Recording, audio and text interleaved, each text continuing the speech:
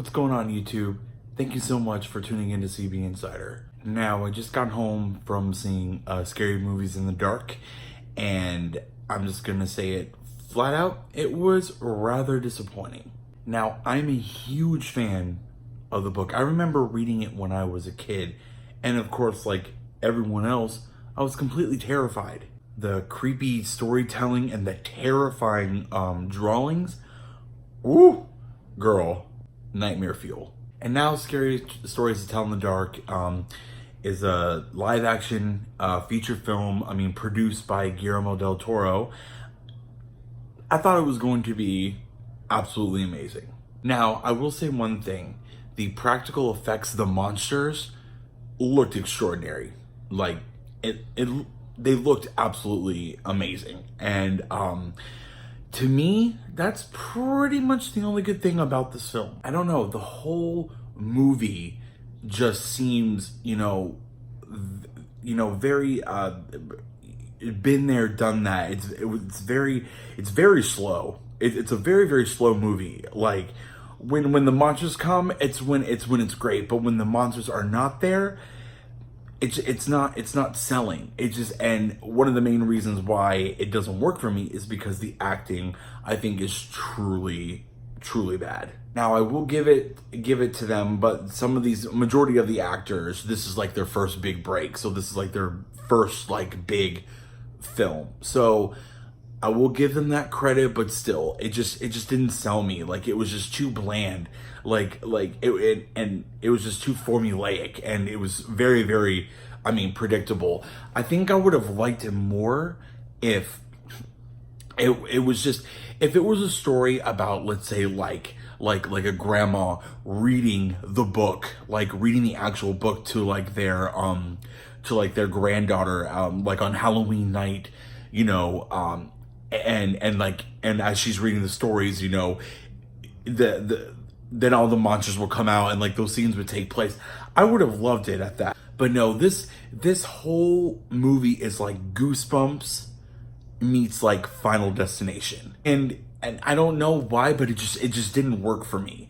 Like, because like they had to have like a plot and all this, they had to solve a mystery and stuff, but it was so slow. I just wanted to see the monsters.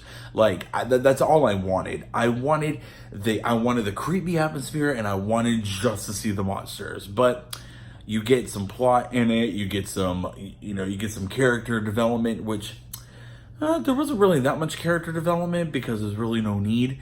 But I don't know. The only good thing about this film to me was the monsters, like the makeup and the suits that they wore. Holy crap, mind blowing. Like, Guillermo del Toro was in that department. He's actually credited as like a writer, but he's not a full. He probably just did like a script supervise. But overall, I just was not blown away by this movie, and I wanted to be so badly. Yes, there are jump scares, but you knew they were coming. They were, like I said, it was formulaic. Like, you knew it was coming. Like, it wasn't a surprise jump scare. It just, nah. Now, would this make a killer house at Halloween Horror Nights? Hell yes. I wish they were doing it this year, but cross fingers, hopefully maybe next year, hopefully, it would make an amazing house, especially with those monsters. Woo, child. The monster in the red room, first of all, has always terrified me, even in the books. Like, she's the fat, like, white pale lady with the long string black hair. Oh, with the black eyes. Man, holy crap. Like, they literally took the illustration and they just put it on the screen. She was truly terrifying. Like I said, that was the best part about the movie, was the monsters. Everything else was just so not good.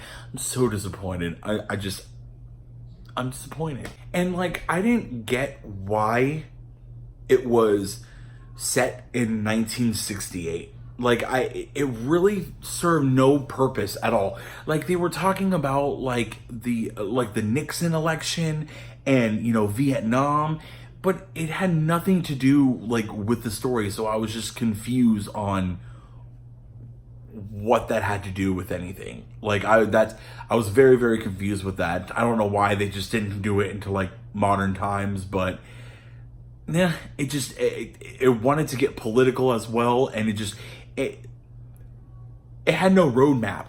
Like literally, it opens up and it's like, oh, Nixon for re-election, and the Vietnam War, and I'm just like, what does that have to do with the movie? Like literally, nothing to do with it. And then they keep showing, like they kept showing like the news and like the president on there and talking about the Vietnam War, and I was just like, what does this have to do with the movie? So I just that threw me off like big time. But that's my review on Scary Stories to Tell in the Dark. Like I said, this is my opinion.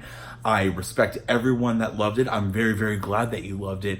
Me, I was wanting more. I just wanted a simple, like, monster horror film.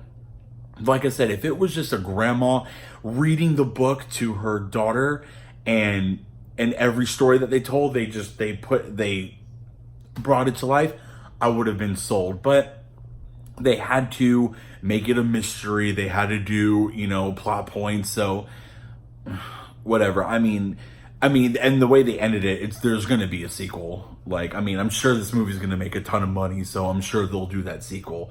But anyways, that's my review on Scary Stories to Tell in the Dark. If you liked this video, please give it that thumbs up. And if you want more content, please subscribe down below. Always after I watch a scary movie, I just want to continue on watching scary movies. So I'm going to go now and watch another movie. Which one? I don't know. I have many. So me and my weirdos are heading out, y'all. Thank you so much again for tuning in to CB Insider. And until next time, take care.